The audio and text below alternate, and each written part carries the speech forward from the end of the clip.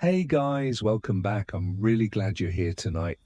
Before we settle in together, I just want to say something. If these stories are genuinely helping you sleep better, if they're adding something peaceful to your evenings, then please, and only if you truly mean it, like this video and subscribe.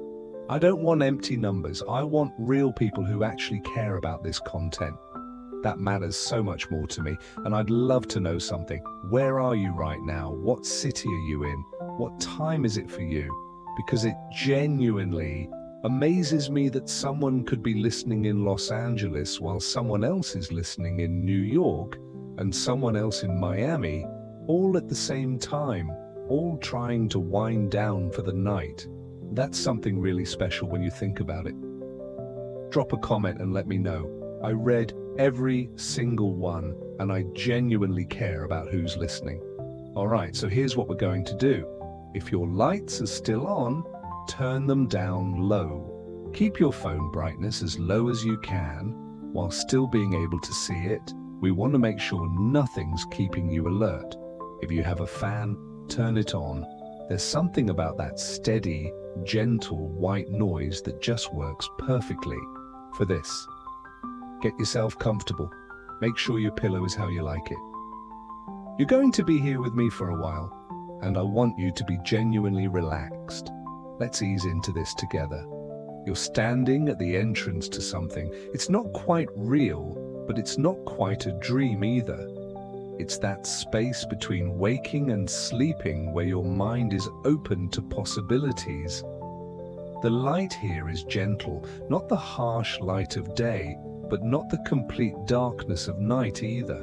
It's the color of candlelight, warm, safe. In front of you is an ancient library. The walls are made of stone that's weathered by centuries. They're painted in soft ochre and cream, though the paint is peeling in places, revealing the stone underneath. The air smells like old papyrus and dust and time itself.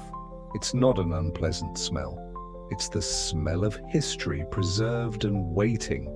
You find yourself moving through the entrance without deciding to move. Your feet carry you forward and you don't question it. This is how dreams work.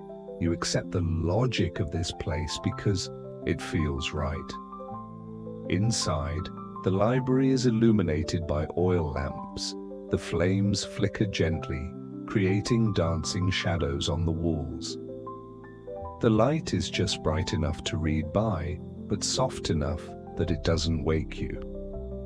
Nowhere in this place is harsh or jarring. Everything is gentle. Everything invites rest. On shelves made of dark wood, scrolls are arranged carefully. Tablets of wax are stacked in neat piles. Documents are organized in a way that suggests someone cares deeply about preserving this knowledge. The library feels like a place where someone has spent years, perhaps lifetimes, gathering and organizing information about the way people used to live. You approach one of the shelves and your hand reaches out almost of its own accord. Your fingers rest on an ancient scroll. It's rolled tightly, bound with a faded ribbon. The papyrus is yellowed with age, and you can feel the delicate texture under your fingertips.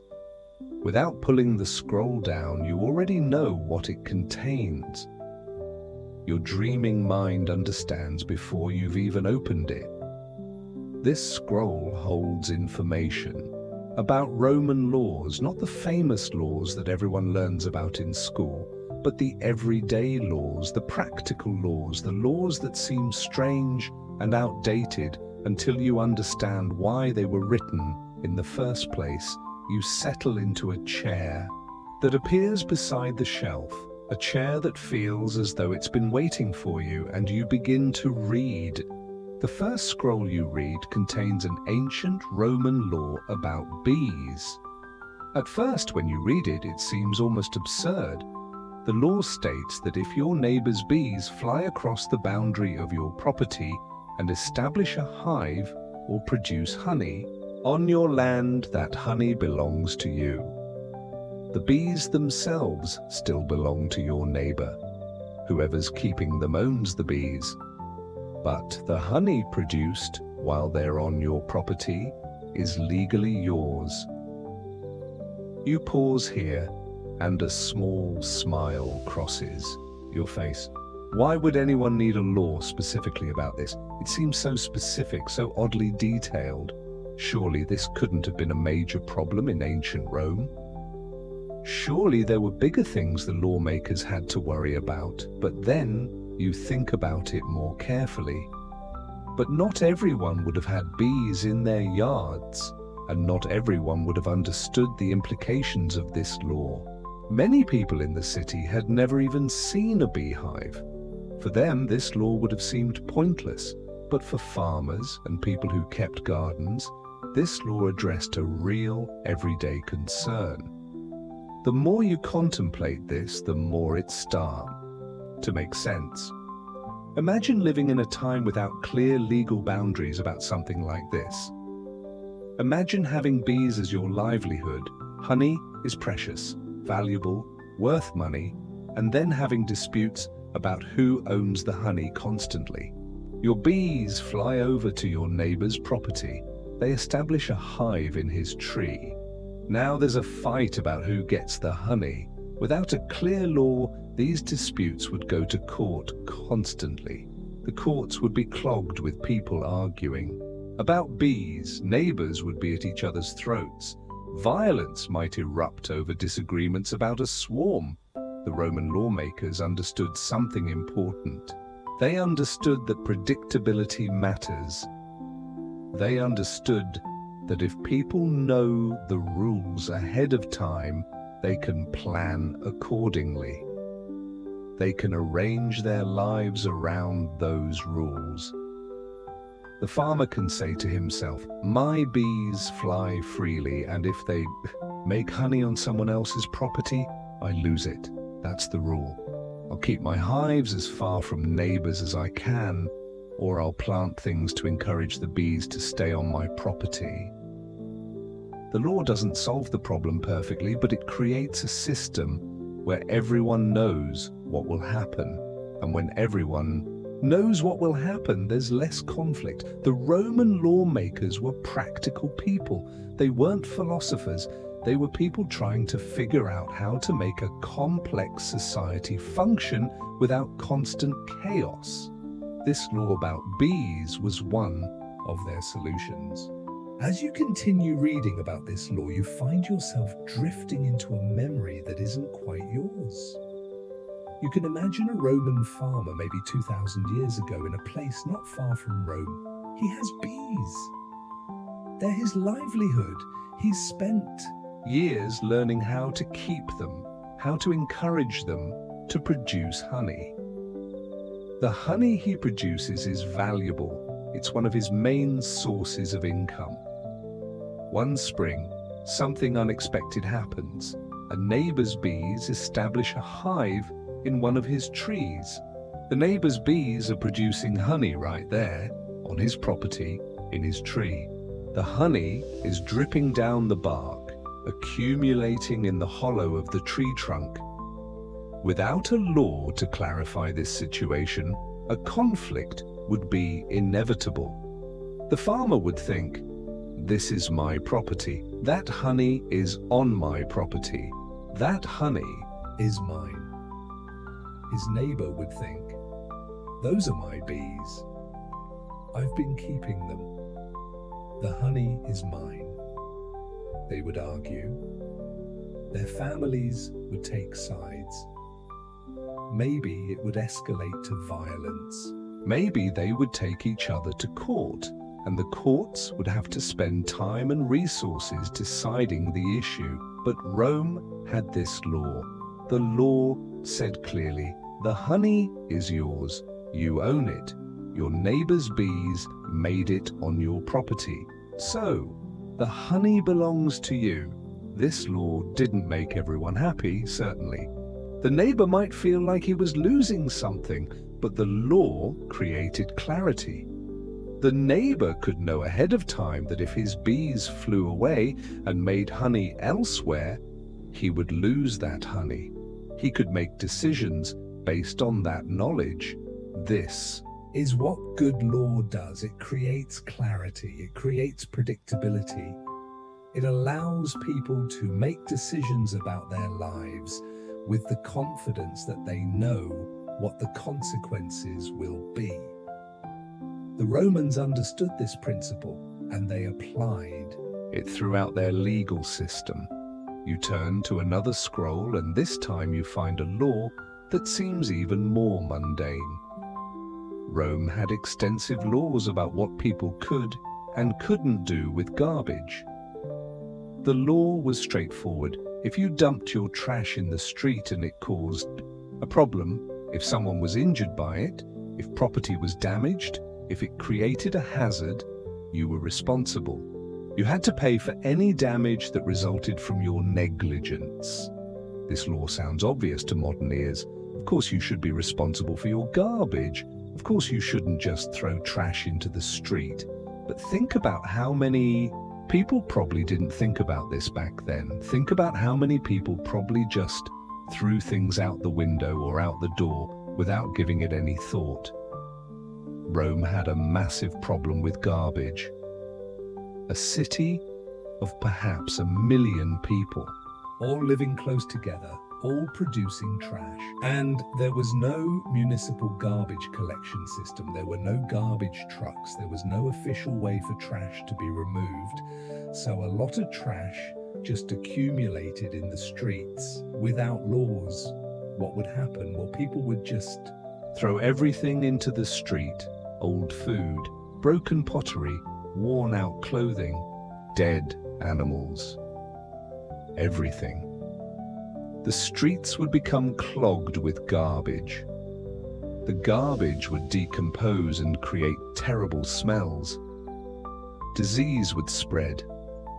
Rats would multiply. The city would become unsanitary and unhealthy. But Rome had this law. If your garbage causes a problem, you're liable. You have to pay for the consequences. This created an incentive for people to dispose of their garbage more carefully. They couldn't just throw it anywhere. They had to think about where they put their trash. They had to try to minimize the damage their garbage caused, because if they didn't, they could be held financially responsible. What most people don't realize is that this law essentially required people to be thoughtful about their waste. It didn't eliminate the problem. Rome still had trash in the streets, but it made people think twice before dumping their garbage carelessly. This is practical lawmaking. This is the Romans trying to solve a real problem with a real solution. The solution isn't perfect, but it's effective. Your eyes are growing heavier as you continue reading, but your mind remains engaged. You're beginning to see a pattern in these laws. They're not random. They're not the products of people with nothing better to do. They're responses to real problems that ancient Rome was dealing with. The Romans had to figure out how to make a complex society function.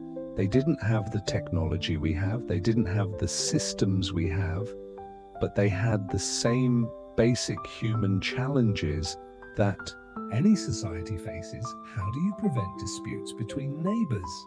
How do you ensure that essential resources are distributed fairly? How do you prevent people from being exploited? How do you maintain public health? How do you create an environment where people can trust each other and conduct business? These are eternal questions. Every society has to answer them. The Romans answered them with laws. Some of their laws were wise, some were unjust, some were based on false assumptions, but all of them were attempts to solve real problems. As you read through scroll after scroll, you begin to understand something important. The Romans weren't trying to be tyrannical. They weren't trying to control people for the sake of control. They were trying to figure out how to make society work. They were trying to create a system where people could live together without constant conflict. The whispered voice speaks to you now, soft and gentle. These laws were written by people who understood that humans need order. They understood that without rules, the strong would dominate the weak. They understood that laws create the possibility of a fair society. You nod slowly, understanding, settling into your mind like sleep settling into your bones. You find yourself reaching for another scroll, though you're not entirely sure you're reaching. The boundary between your body and the dream is becoming less clear.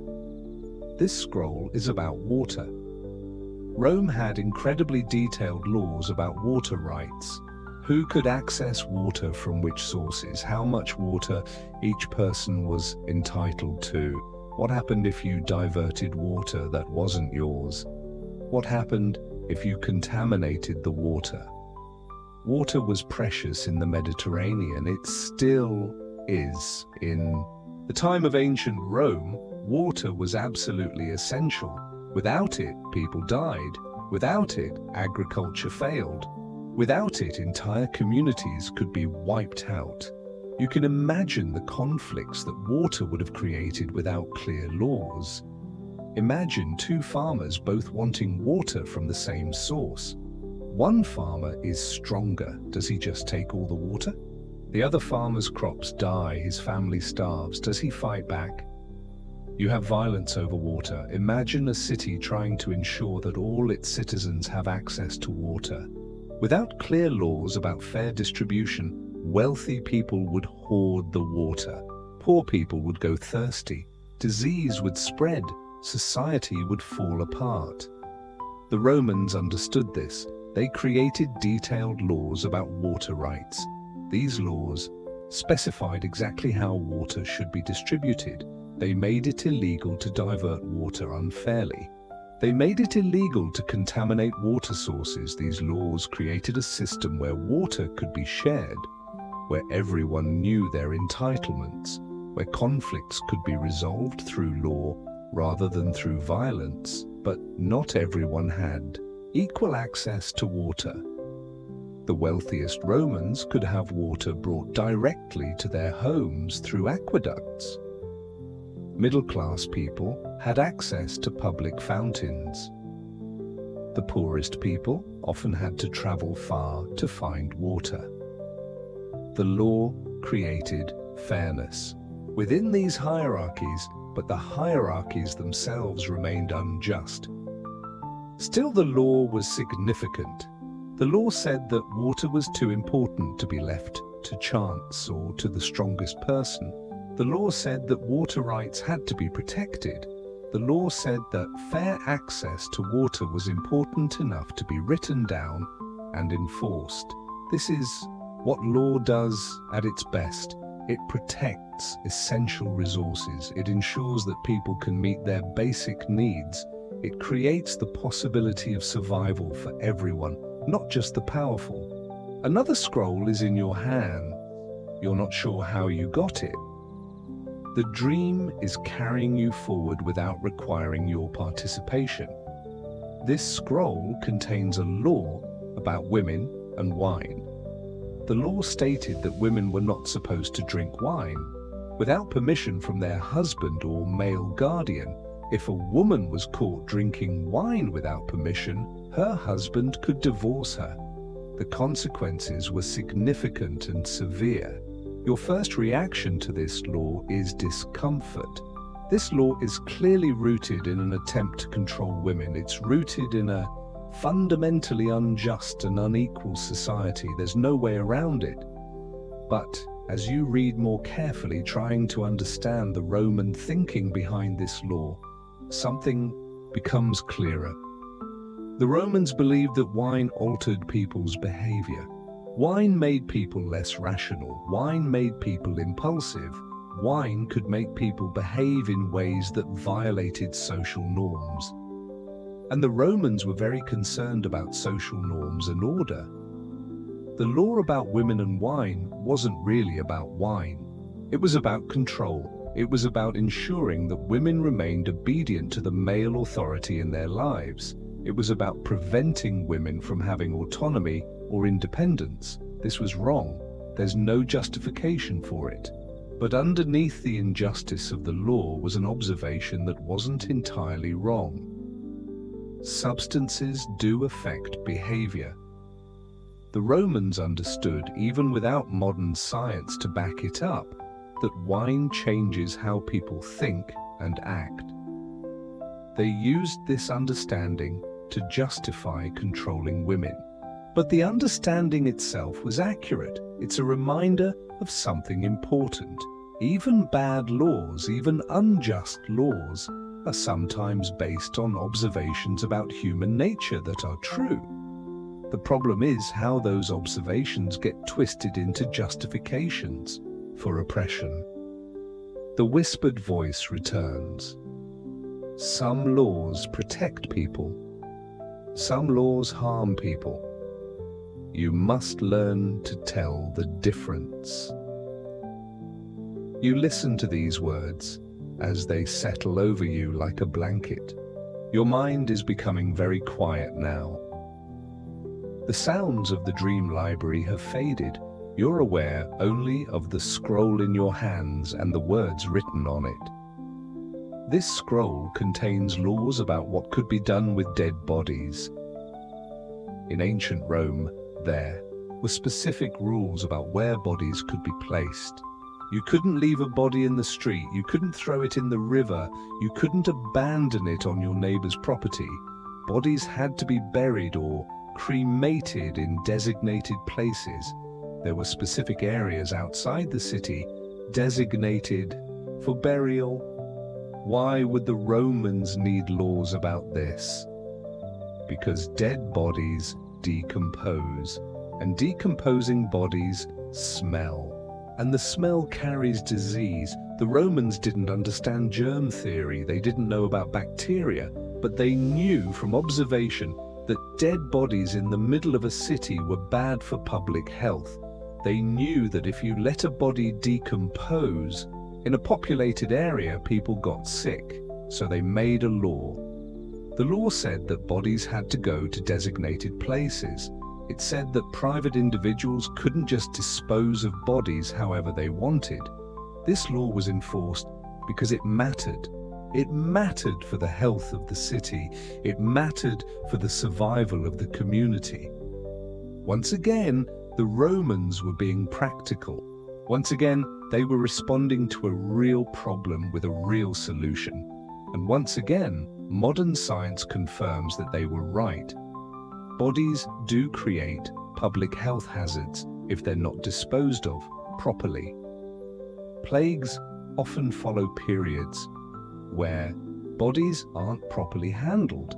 Disease spreads when human remains decompose in populated areas. The Romans figured this out through observation without understanding the mechanisms, and they created laws to address it.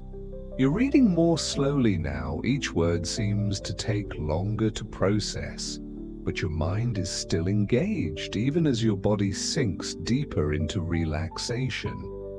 You've read about the law of the bees, the law about garbage, the law about water, the law about women and wine, the law about bodies, and you're beginning to see something. All of these laws address real problems.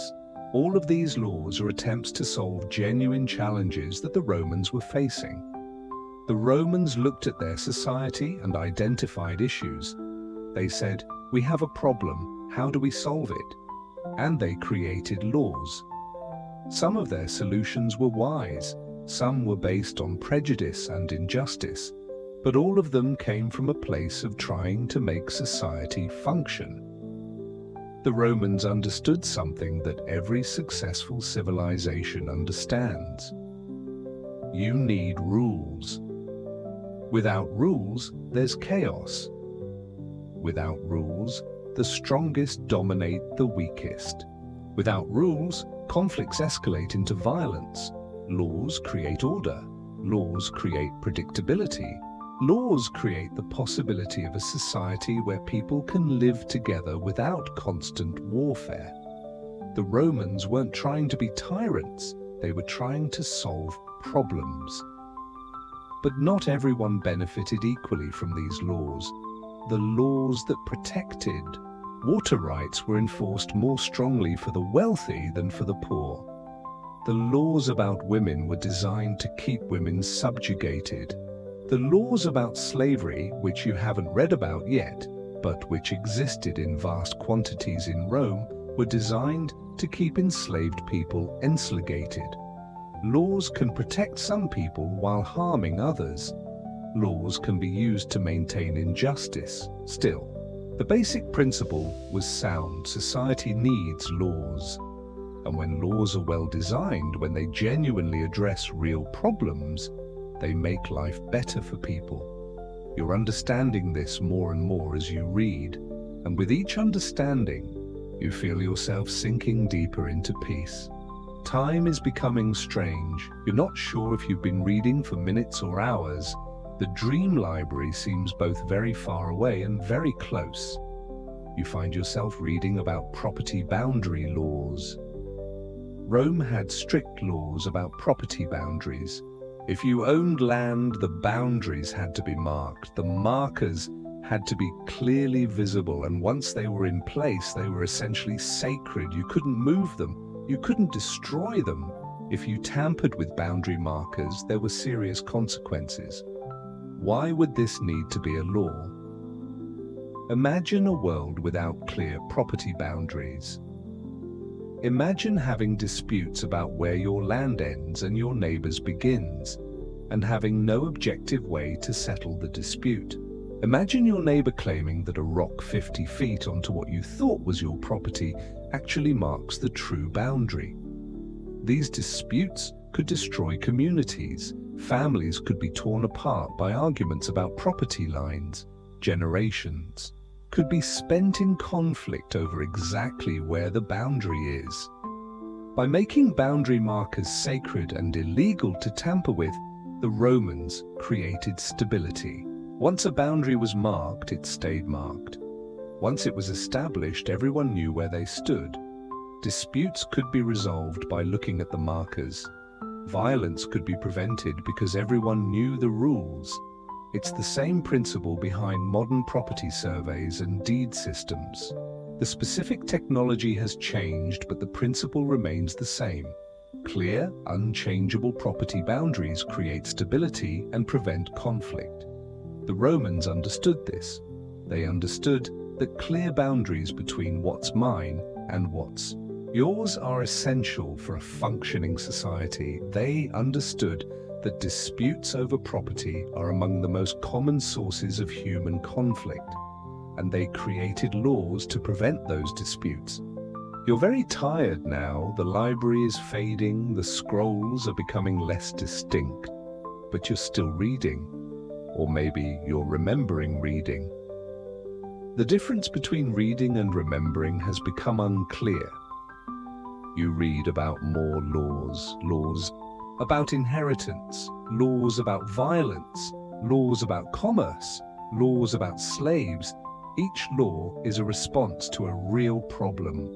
Each law represents the Romans' attempt to understand their society and make it function better. Some of the laws are wise, some are cruel, some are based on prejudice, but all of them come from an attempt to solve real problems. The Romans never figured out a perfect system. The system they created protected some people while harming others, but the system was sophisticated, it was thoughtful, it represented centuries of trying to understand how to make society work.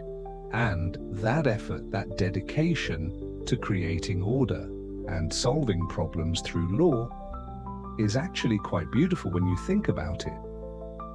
The Romans looked at the world and said, we can make this better. We can reduce suffering. We can create a system where people understand each other and can live together. It wasn't always successful. Often the laws reflected the prejudices of the time, but the effort itself was noble. Your breathing is very slow now. You're in that place between waking and sleeping where time doesn't quite work the way it normally does. There's no sharp transition. You're not quite dreaming and not quite awake. You're in that peaceful middle space where understanding comes without effort. You understand now why the Romans created all these laws. They understood that humans need order. They understood that without laws, societies fall into chaos. They understood that laws protect people. They understood that laws create the possibility of fairness, even if they don't always achieve it perfectly. The Romans weren't unique in this understanding. Every successful civilization has understood it. Every culture that's created a sustainable society has created laws, because laws are how humans protect each other. Laws are how we say, this is important, this matters, we're going to protect this. When you have a law about water rights, you're saying, everyone deserves access to water. This is too important to be left to chance or to the strongest person. When you have a law about property boundaries, you're saying, your property is secure, your boundaries are protected, you don't have to live in constant fear of someone taking what's yours. When you have a law about garbage, you're saying, you have to think about how your actions affect others. You can't just do whatever you want and let other people deal with the consequences. Laws are how we take care of each other. Laws are how we create a society where people can live together. Laws are how we say that certain things matter. The Romans understood this. And that understanding, even when imperfectly applied, created a civilization that lasted for thousands of years. You're so close to sleep now that the dream and reality are almost indistinguishable. But in this beautiful in-between space, you have a clear thought. The Romans lived 2,000 years ago. They used completely different technology. They lived in a completely different world. And yet, they were dealing with the same problems we're dealing with today. How do we make sure property rights are respected? How do we make sure violence doesn't dominate society? How do we make sure essential resources are distributed fairly? How do we protect people from being exploited by businesses? How do we make sure that when someone dies, their wishes are respected? These are eternal problems. They don't change. What changes is the technology. What changes is the specific details. But the basic challenges remain the same, and the basic solution remains the same. Laws, rules, systems that create order and protect people. The Romans created these systems. We've built on their foundation. We've improved them. We've made them more fair. We've extended protections to more people, but we're still using basically the same approach that the Romans developed thousands of years ago, which means you're connected to the Romans. You're connected to everyone who's lived in a complex society. You're part of a continuous line of human beings trying to figure out how to live together. And that connection, that understanding is peaceful. It's comforting. It's something to carry with you into sleep. But as you float in this peaceful space, you also understand the opposite. You understand what happens when there are no laws, or when laws aren't enforced. You understand what it would be like if there were no laws about property. Imagine every day someone saying, actually, I'm taking this, that's my land now. Imagine living with constant uncertainty about what's yours. Imagine defending what you've built every single day against people trying to take it. You understand what it would be like if there were no laws about violence. Imagine every dispute being resolved by whoever was strongest. Imagine living in constant fear of being hurt. Imagine a society where might makes right and the weak are constantly oppressed. You understand what it would be like if there were no laws about water. Imagine one powerful person controlling all the water and using it to force everyone else into servitude. Imagine people dying of thirst while others had abundance. Without laws, there is only chaos. Without laws, the strong dominate the weak. Without laws, conflicts escalate into violence. The Romans understood this. That's why they created laws. Not because they were tyrants who wanted to control people, but because they understood that laws are what make civilization possible. And that understanding is still true today. Modern societies are built on the same principle. We have laws about property, we have laws about violence, we have laws about essential resources like water, we have laws about business practices and fraud. The specific laws are different. The technology that enforces them is more sophisticated, but the principle is the same. We need laws to create order. We need laws to protect people. We need laws to make society possible. Your mind is very quiet now. You're grateful for laws, not in an abstract way where you think about it theoretically, but grateful in a real deep way. You're grateful that you don't have to worry about someone just taking your property because they're stronger than you. A law protects you. You're grateful that if someone hits you, there's a law against it. You can seek justice. Your safety is protected by law. You're grateful that you can own a home and know it's yours, protected by property law. You're grateful that when you eventually die, a will can determine what happens to your things. Law will enforce your wishes. Your legacy will be protected. You're grateful that if a business tries to cheat you, there's a law against fraud. You can seek recompense. You're grateful for all of this, even though you probably don't think about it every day. The Romans gave us the basic framework for all of this.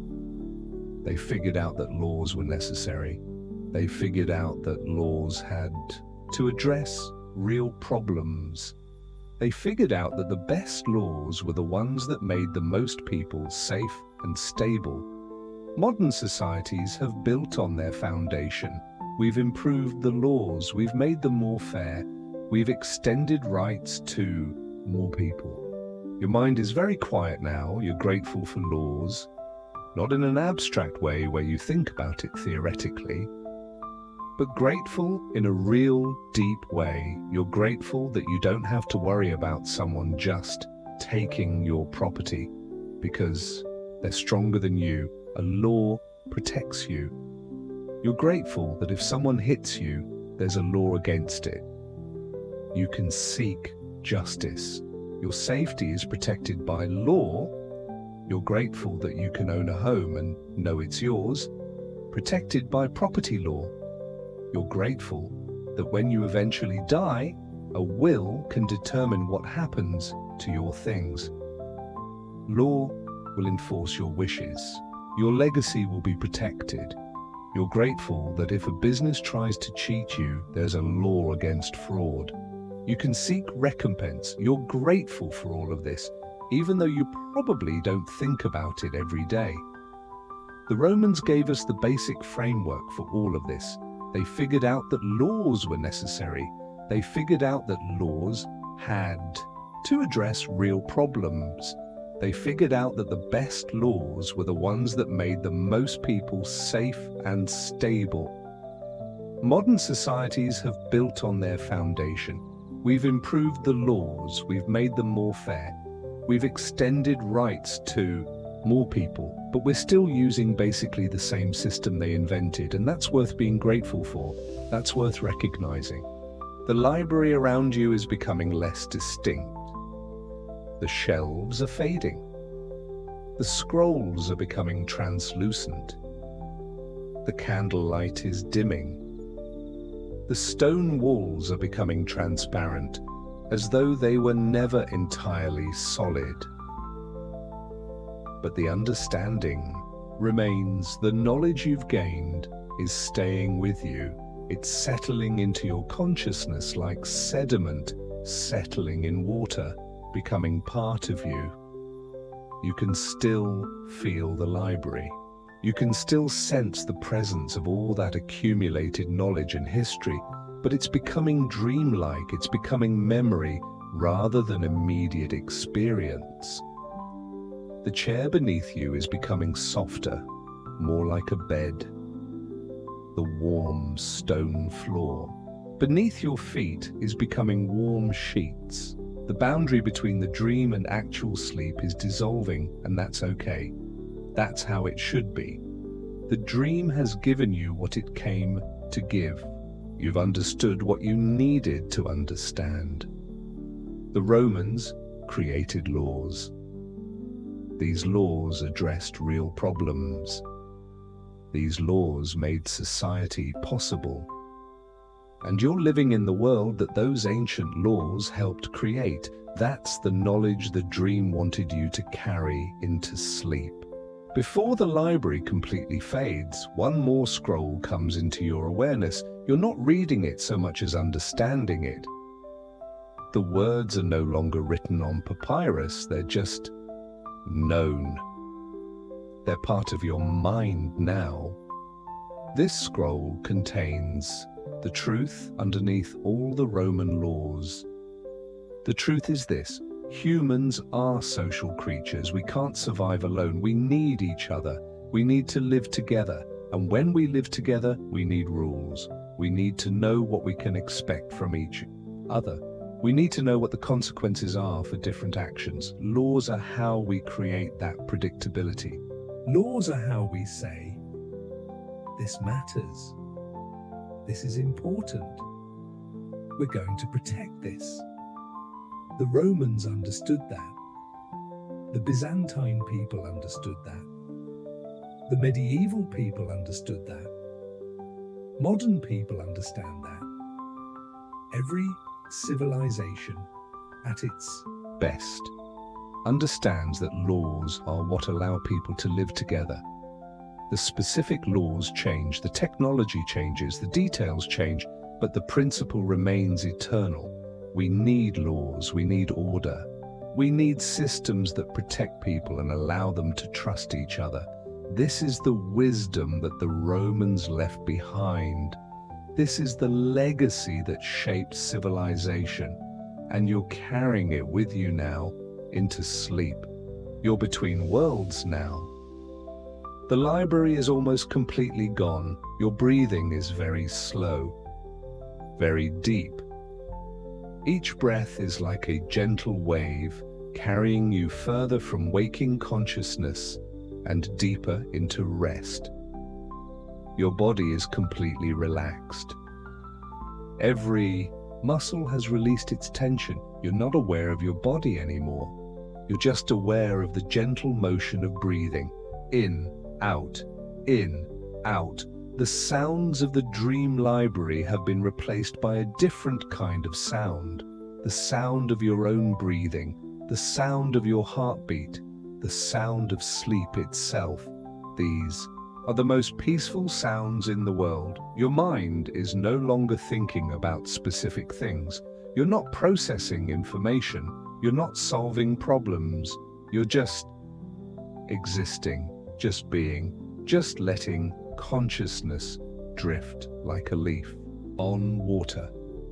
The understanding you gained from the dream is still there, but it's not at the surface of your mind. It's in the deeper places. It's becoming part of your unconscious wisdom. It's becoming part of how you understand the world, and that's where it should be. Not where you have to think about it, but where it just informs how you see things, how you understand things, how you move through your life. The Romans taught you something tonight. They taught you that laws matter. They taught you that order matters. They taught you that rules create the possibility of fairness and safety. You'll carry that knowledge with you, even after you've forgotten the specific details of this dream. You're in the deepest part of sleep now. You're not dreaming anymore. You're past that point. You're in the place where the mind stops forming coherent stories and just experiences pure rest.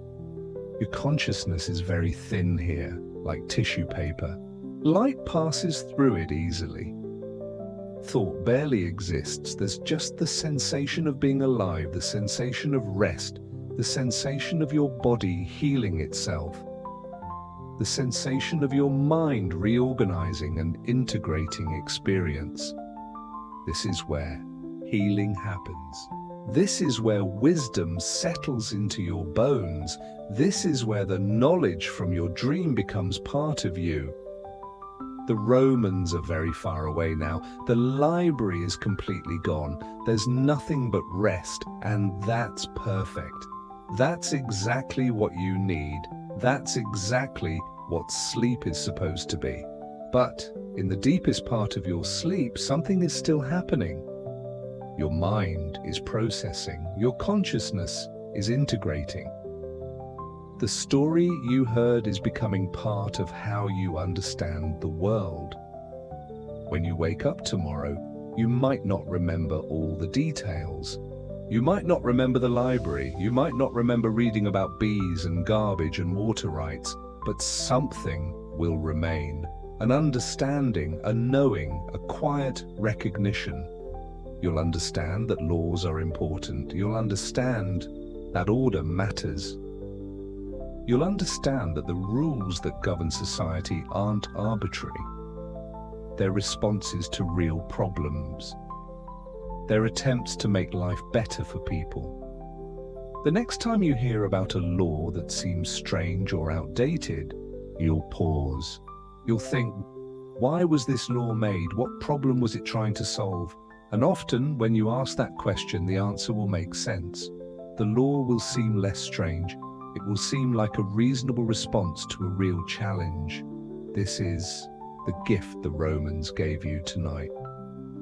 Not a list of specific laws to memorize, but a way of thinking about laws, a way of understanding that laws usually exist for a reason. And that understanding will change how you see the world. It will make you more thoughtful, more empathetic, more able to appreciate the systems that allow civilization to function. And as you sleep, truly sleep now, deeply and peacefully, one final thought settles over you like a blanket. You're not separate from the Romans. You're not separate from all the people throughout history who have tried to create ordered societies where people can live together. You're part of that continuous effort. You're part of that ongoing project of civilization. The Romans created laws. You benefit from those laws. Their wisdom flows through the systems you live in every single day, even when you don't notice it. When you wake up, you'll go about your day. You'll move through a world that's ordered and organized and protected by rules. You probably won't. Think about it.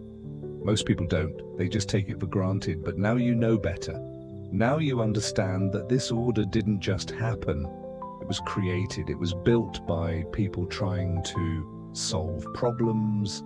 It was maintained by people who understood that society needs rules. And you're participating in that. Every time you follow a law, you're participating in this ancient project.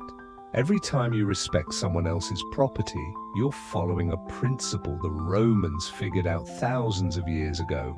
Every time you keep your promises or treat people fairly or respect boundaries, you're living according to principles that have been refined over centuries. You're connected to the Romans. You're connected to everyone who's ever tried to create an ordered society. You're part of that lineage of human wisdom and human effort. And that's something to carry with you, not consciously, not as something you have to think about, but as something that lives in your bones now. Sleep peacefully, rest deeply. Know that you're safe because of thousands of years of human effort to create systems that protect people. That's what the Romans wanted you to know. That's what every civilization wants you to know. You are cared for by history.